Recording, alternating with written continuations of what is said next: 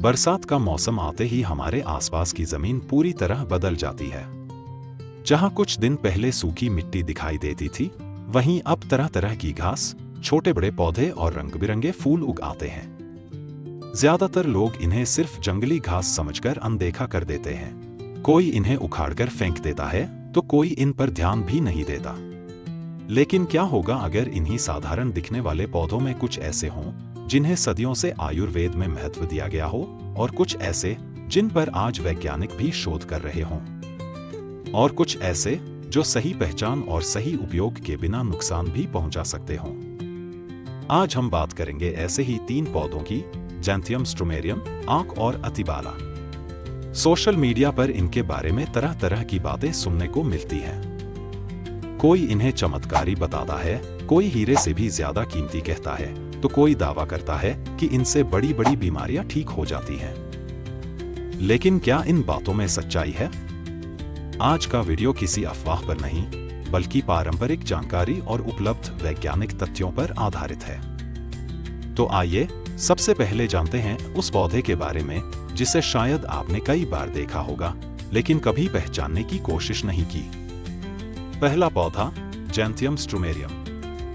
यह पौधा खेतों के किनारे, खाली पड़ी जमीन और बरसात के मौसम में आसानी से दिखाई दे सकता है। इसके कांटेदार फल कपड़ों और जानवरों के बालों से चिपक जाते हैं, यही इसकी सबसे बड़ी पहचान है।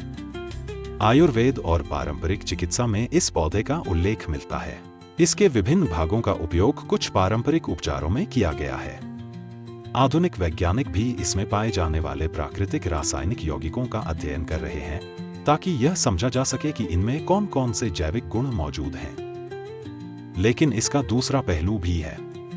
इस पौधे के कुछ भाग विषैले हो सकते हैं, विशेष रूप से बीज और छोटे अंकुर। इसलिए बिना सही जानकारी या विशेषज्ञ की सलाह के इसका उपयोग नहीं करना चाहिए।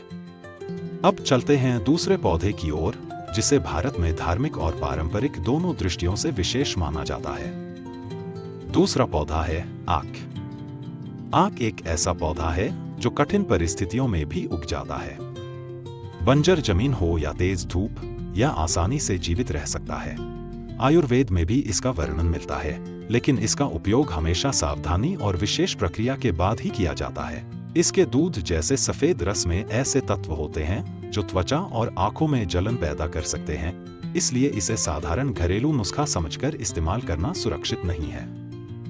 वहीं वैज्ञानिक इसके रासायनिक घटकों पर शोध कर रहे हैं। इससे यह पता चलता है कि यह पौधा अध्ययन के लिए महत्वपूर्ण है, लेकिन इसे हर बीमारी की दवा कहना सही नहीं होगा। अब बात करते हैं तीसरे पौधे की, जिसे आयुर्वेद में विशेष स्थान दिया गया है। तीसरा पौधा है अतिबाला। अतिबाला एक छोटा लेकिन महत्वपूर्ण औषधीय पौधा माना जाता है। आयुर्वेद में इसकी जड़, पत्तियां और बीज का उल्लेख विभिन्न योगों में मिलता है। कुछ प्रारंभिक वैज्ञानिक अध्ययनों में इसके संभावित एंटीऑक्सीडेंट और सूजनरोधी गुणों की जांच की गई है। हालांकि अभी और शोध की आवश्यकता है, इसलिए इसके बारे में किए जाने वाले बड़े बड़े दावों को बिना प्रमाण सच नहीं मानना चाहिए। आक, जैंथियम स्ट्रोमेरियम और अतिबाला निश्चित रूप से ऐसे पौधे हैं जिनका पारंपरिक महत्व है और जिन पर वैज्ञानिक अध्ययन भी हो रहे हैं। लेकिन किसी भी पौधे का उपयोग केवल इंटरनेट पर देखी गई जानकारी के आधार पर नहीं करना चाहिए। प्रकृति की सबसे बड़ी ताकत यही है कि वह हमें बहुत कुछ देती है, लेकिन उसका सही ज्ञान होना उससे भी ज्यादा जरूरी है।